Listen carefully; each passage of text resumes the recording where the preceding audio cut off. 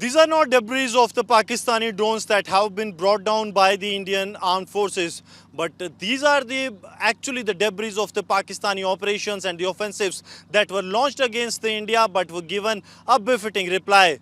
These are the classic examples of what the Akash Tir system has done to the barrage of drones that have been launched by the Pakistani side on 9th and 10th of May, and this was given a befitting reply. Right now we are at one of the forward locations of the Indian Army where the Army has destroyed these drones that are being flown by the adversary. These are the drones and the UAVs that were sent across from the Pakistan to destroy and decimate some of the key bases of the Indian armed forces. But when it was given a befitting reply, they stood nowhere, and that is what makes the Akash Tir system of the Indian armed forces are different, as it has achieved a cent percentile of its capabilities, as no enemy drone was able to get into the Indian territory. And this was actually on the day that Pakistan launched major offenses, and it was made with the same response. I have with me the officer from the Indian Army.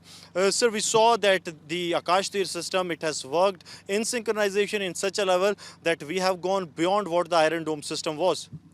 Yeah, firstly, I would say that the air defense gunners are always ready 24/7 for any kind of such aerial activity by the enemy. Akash Tir system, which you're talking about, it's a state-of-art system. It's a very potent air defense control and reporting system, wherein we get a real-time feed from all the radars at the same control center. It's an integrated air picture which we get. Yeah. On the 10th of May, what actually transpired that you got into the action? It was not even a second's delay. Had it been there, things would have been different. Yeah, there was no delay. Firstly, we were ready. We have air defense has to be ready all the time. We are ready all the time, 24/7. That time also we were ready, and we were expecting something to happen. As soon as we saw these drones, these swarm drones coming onto us, these were failed attempts by the enemy basically to carry out these attacks.